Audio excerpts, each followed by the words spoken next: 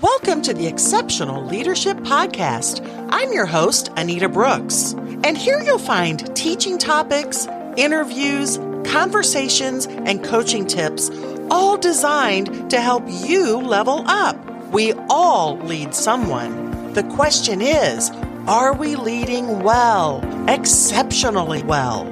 So join me on a quest, not for perfection, but absolutely for exceptional leadership.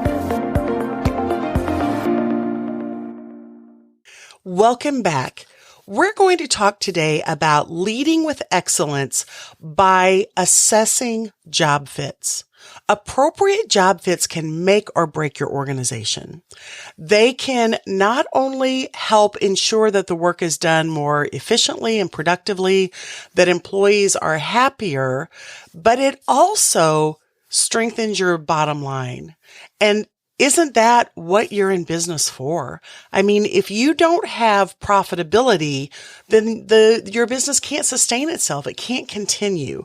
And so I am passionate. My mission statement for P4 Power Coaching is this. I am on mission to help increase the income, prime the profits, and strengthen the sustainability of American businesses. So if that's you, today I want to delve into a topic that is near and dear to my heart. But before I go any further, I just want to talk about this scratchiness in my voice. I know I sound a little bit off. I'm being plagued by seasonal allergies. So I just beg you to forgive that because I promise you the content's going to be good. This is something that I have seen work so well in many organizations. And so we are going to just dive in. I'll give you a little bit of I'll paint a picture like I typically do. I'm also going to give some tips, but just so you know, it's probably going to be a shorter podcast than normal just because my throat is scratchy and I'm not sure how long it's going to hold out. But so let's dig into this. So one of the things that I want to point out is that when employees are in the right job, it increases their job satisfaction. And it can also lead to increased retention rates and decreased turnover.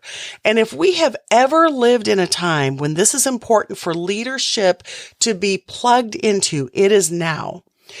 It still just amazes me how challenging it is for employers to find good employees who have integrity, employees who have work ethics, employees who have experience. And if you have people in your ranks, you need to work harder than ever to keep them on board and prevent them from jumping ship and going someplace else. So I want to share with you some things that I have found that can help identify appropriate job fits. I want to help you learn how to understand your employees and tap into their strengths and maybe avoid some weaknesses that can slow things down. So let's just talk about some of those tips. But as we do so, I want you to know this. I don't just throw this information out there willy-nilly. This is something I know up front and personal. I've done a lot of business coaching through the years, and I can tell you that over and over again, when I've been able to work with executive leaders and help them learn how to tap into the natural skills, abilities, talents, capabilities of their employees and begin to utilize that, you watch these employees light up. You watch their enthusiasm increase. You watch their energy grow. And you watch them work faster, harder, and smarter at what they do. All of that is going to benefit your organization. And for you as a leader, frankly, it just makes you look good. So let's talk about some of the tips that I have for helping you identify the most appropriate job fits for employees. So number one, use assessments and tests to help identify them. Now, for me, because I have developed the P4 personality perspective, and that is something that I use passionately daily, and I know how well it works. When I'm doing business coaching with a client, this is the first place I go to. I've been doing this for so long. I have a very clear understanding of what are going to be the likeliest best job fits for people based on what their personality mix is. So based on what their primary and secondary personalities are. But I'm not here to tell you that my assessment is the only one.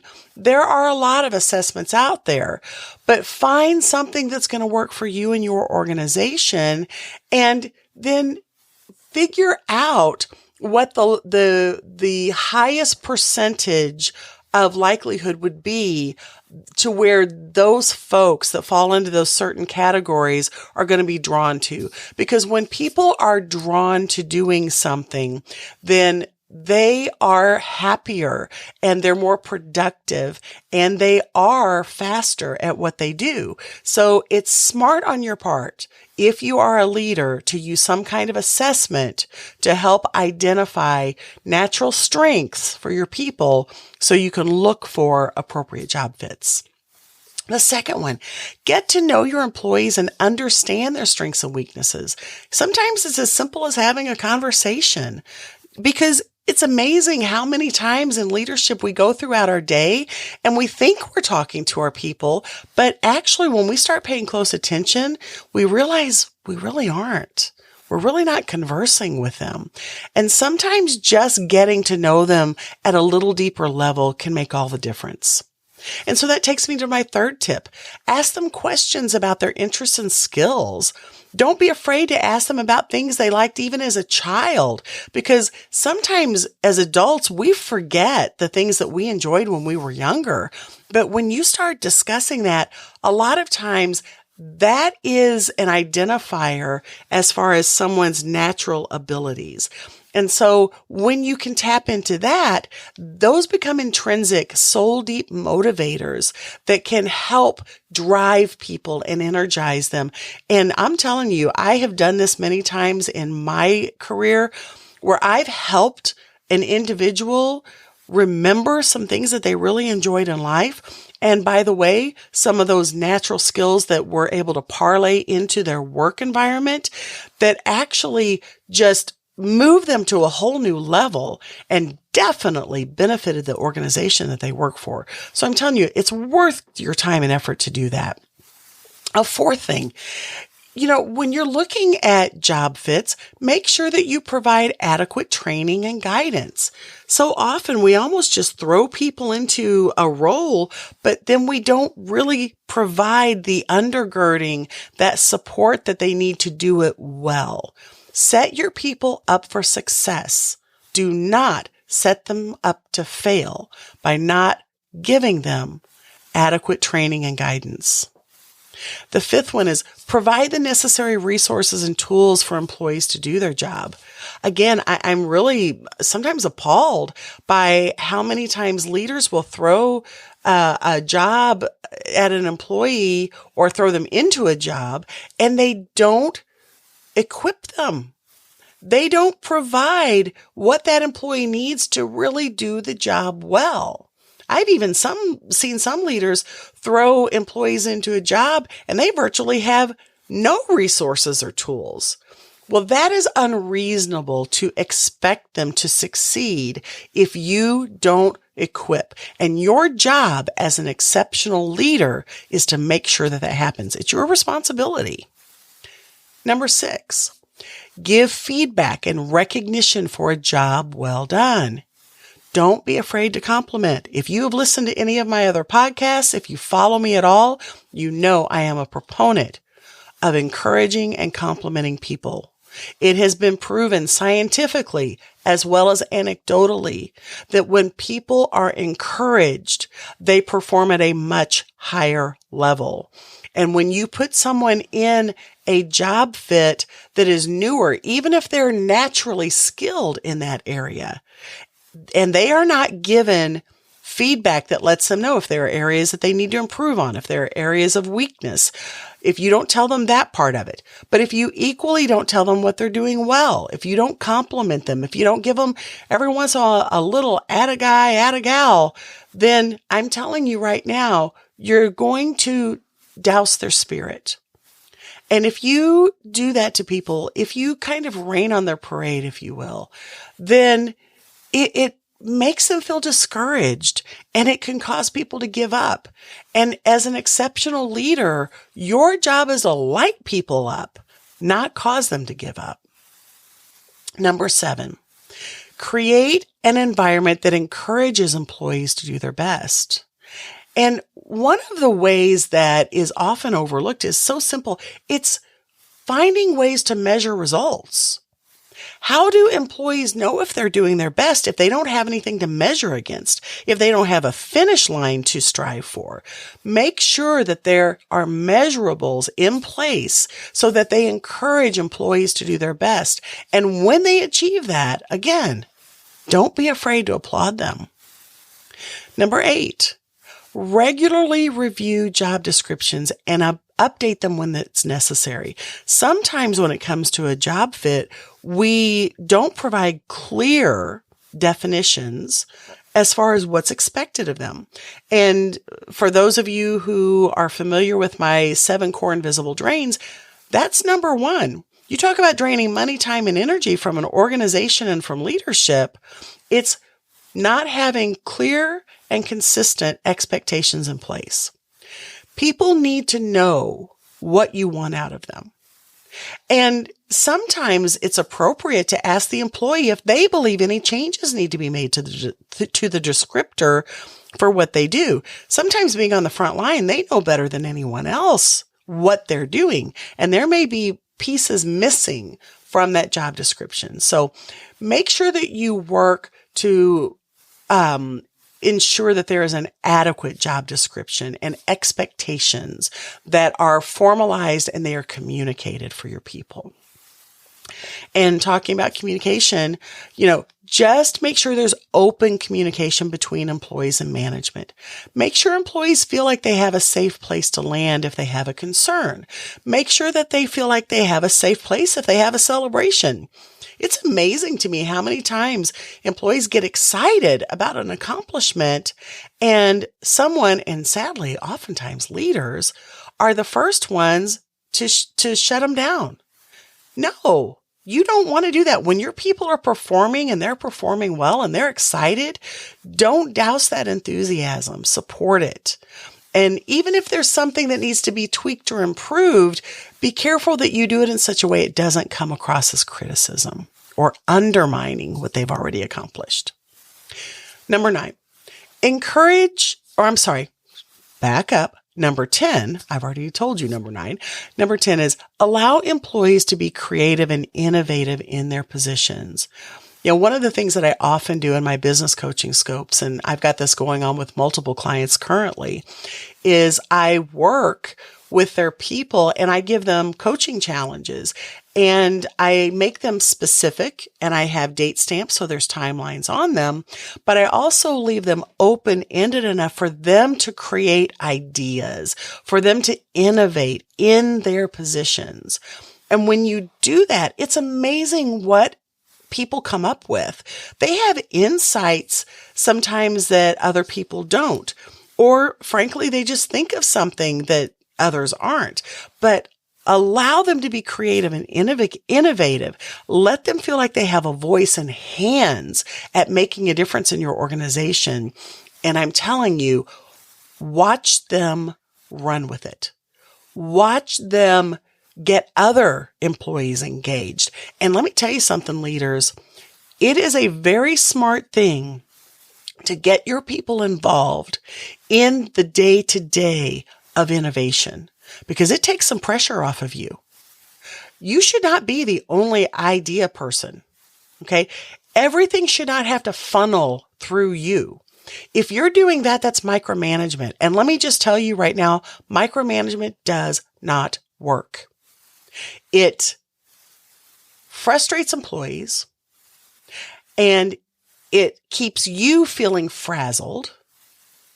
And it does no one any good.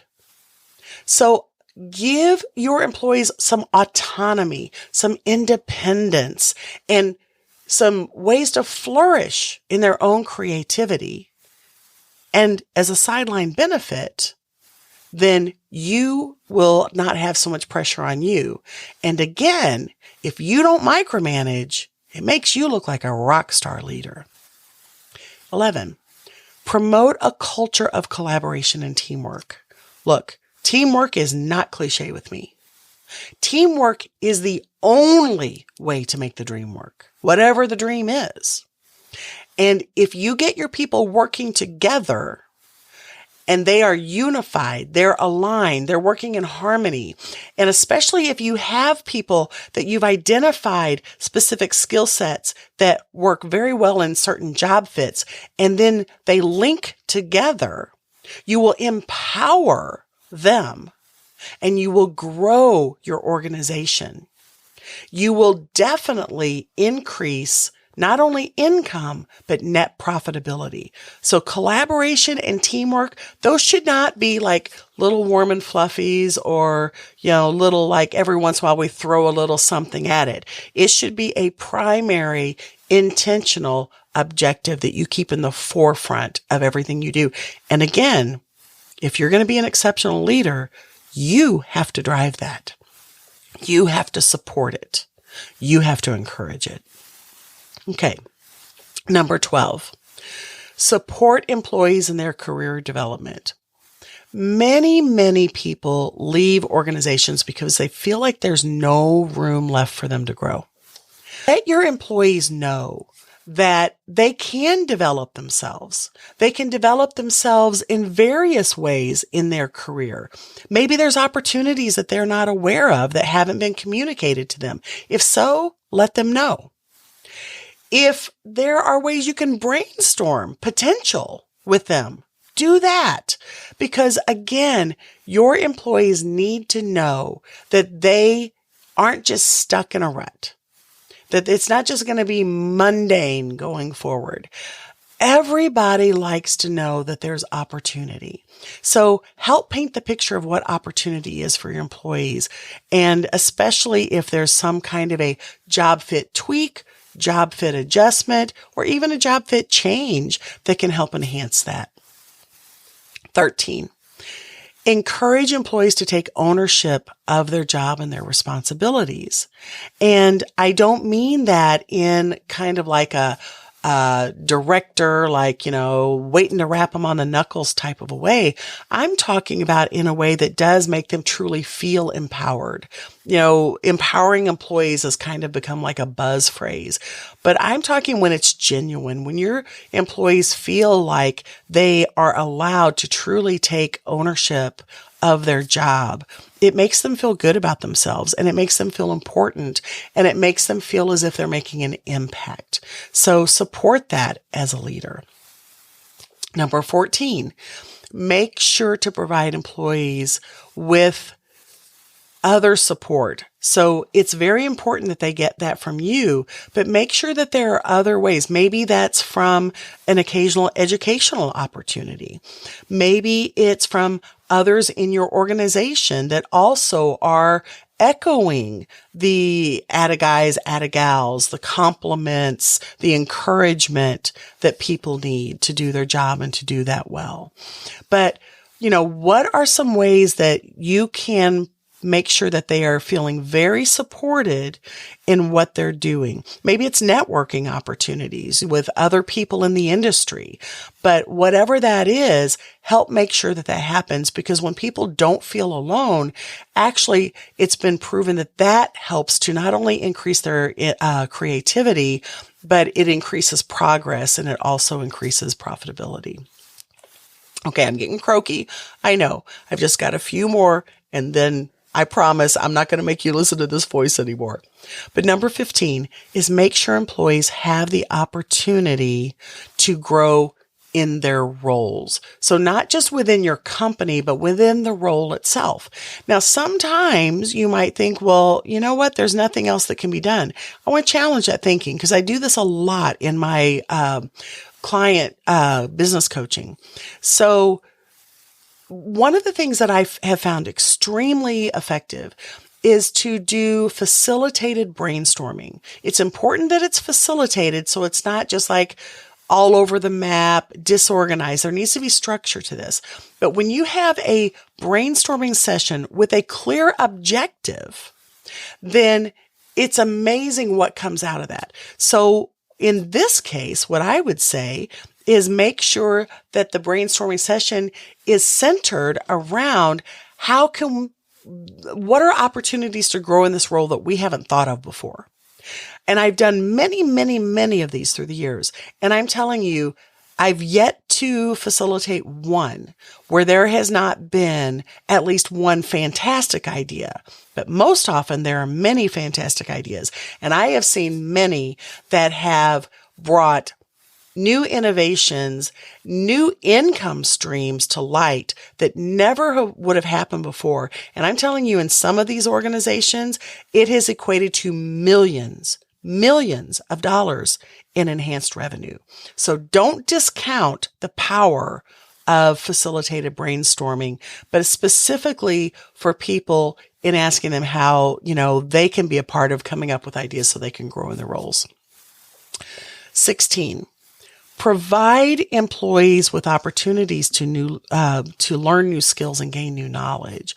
So again, maybe this is some kind of conference or a retreat, or maybe a 1 day or half a day training, but something where you invest in them and they see that you believe in them. And by the way, it's okay. It's appropriate. And I encourage you to say, we're investing in you because we believe in you. Those words have power. Let your people know that, but give them every possible opportunity to learn those new skills and gain new knowledge. Digital courses can be a great way that is sometimes really cost effective. You don't have travel expenditures and things like that. I will say I always believe in what happens in the power of in person, but sometimes it's just not feasible. If that's the case, then do something digitally, but make sure that your employees know that you are investing in them and that you want to see them grow. So give them those opportunities. 17. Encourage your employees to take initiative and for them to look for ways to improve their job and performance. It's again amazing how the words that we say, what a difference that can make. And sometimes a lot of leaders don't encourage their people to take initiative. And they don't say things to them like, well, what ways can you think of that might help improve your job performance? I'm telling you right now, anything that you might say to them is not going to come near what they probably will come up with themselves. And when it comes from their voice, you know what happens? It doesn't come across as just a boss directive. They feel empowered and they feel obligated to make it happen because it was their idea. So make sure that you are speaking the things that you want to see happen with your employees. It'll make all the difference in the world. And then number 18, make sure that your employees have the opportunity to advance within your organization. You don't want them going someplace else. So sometimes that means you need to dig deep. Maybe you need to have a brainstorming session, either with other leaders in your organization or just with yourself. But sometimes you're going to have to get creative to come up with ideas for maybe those people who are really valuable, but they've been with you for a long time, for ways that they can still feel like they're advancing in their career with your organization, because you do not want to lose that experience. So, think about that. What are some things that you might do differently? Don't get stuck in that place where you're just doing the same old things over and over again because that's what you've always done and it's always how you've done it. I promise there are always new ideas. And if you're in a leadership position, then there's every chance that you are a creative and visionary thinker anyway. So set yourself to task and come up with ways that you can do that, and you can encourage your people to advance within the organization. And who knows what can come out of that? I mean, I'm telling you, I've seen and been a part of some of those exercises where, again, it has culminated in a lot of added profitability for a company. Okay, number 19, create a positive and supportive work environment. Okay, we've talked about support a lot already in this episode, but remember to make sure that it is positive. And when I say positive, a few things come to mind. Don't use false flattery. It's got to be genuine. It's got to be authentic, but come up with ways that you truly see as positive and speak that into your people. Okay. Make sure that they hear the authenticity in your voice. And with that, it's not just what you say, but it is how you say it. So make sure that they hear positivity in your tone, in the decibel of what you say. Make sure they see positivity on your facial expressions and your body language. Don't let the words that you speak contrast with what the rest of you is saying. Make sure if you're going to speak something positive, it comes across as positive. And guess what? That means you need to be positive. So even before you go speak to them, maybe you need to work on some positive self-talk with yourself. So you're in the right mindset and you frame things appropriately so it comes across in the way that you want. Lastly, make sure employees have access to consistent feedback. If not from you directly, then from an appropriate leader that they report to. But this is one of the common complaints or concerns that I hear from employees. I don't know if I'm doing a good job or a bad job. I don't know if I'm doing things right or wrong because my leadership, they never talk to me. They don't tell me. And you know what? Some leaders get defensive, but the thing is, it's almost always valid. It's almost always true. Most employees don't say things like that unless it is a fact. And again, sometimes as leaders, we tell ourselves that we do things that, to be honest with you, we really don't do, or we don't do very well. So make sure that you are giving consistent feedback to your employees.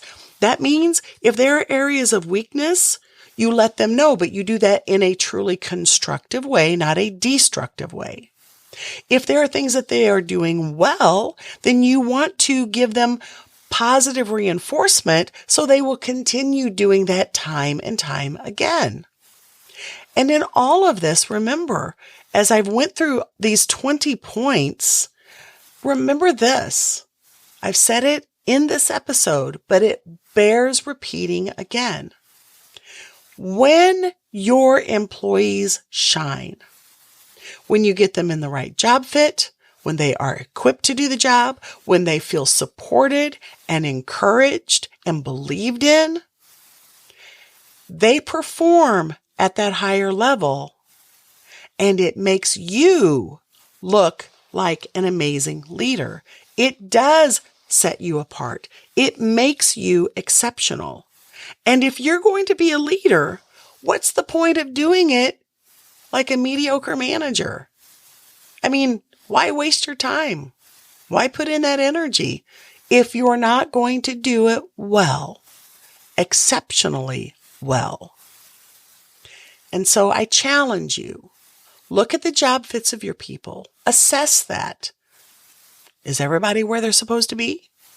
Are there some adjustments that could be made that could improve things?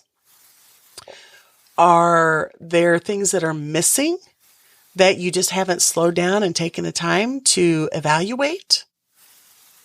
Whatever that case is, if you find that there's something lacking, then I challenge you to execute on it and execute immediately. Don't put it off. Start today because it's going to pay off. It's going to pay off for your company. It's going to pay off for your employees. It's going to pay off for the work processes, and it's going to pay off for you. Until next time, as always, I want to remind you, stay intentional and be exceptional. Thank you for joining me for another episode of the Exceptional Leadership Podcast. There's magic in meeting with an objective, and I always have an objective for you, not only in these episodes, but also from the other resources I offer on my website, anitabrooks.com. That's ANITABROOKS.com. There you'll find information on digital courses, webinars, books, workbooks, of course, my in-person P4 power coaching for businesses and organizations. And if you need a speaker for your conference or your strategic retreat, I'm your gal. But I'm also excited to let you know about a new service that we're offering. For less than half the price of a daily Starbucks latte for a month, you can join our P4 Power Coaching community. This is a monthly membership where you'll get insider tips, and you'll also be able to join our monthly Zoom meetings that are one part strategy sessions, one part mastermind, one part networking, one part coaching. I can promise you, you'll not only learn from me, but you'll learn from others in the group. We'll also have monthly webinars as part of the P4 Power Coaching community, and we'll have coaching resources and exercises. And you'll get first opportunities and special offers for many of the other things that we have to offer.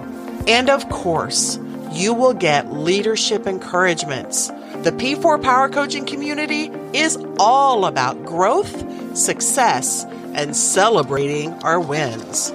And remember, it's never too late for a fresh start with fresh faith.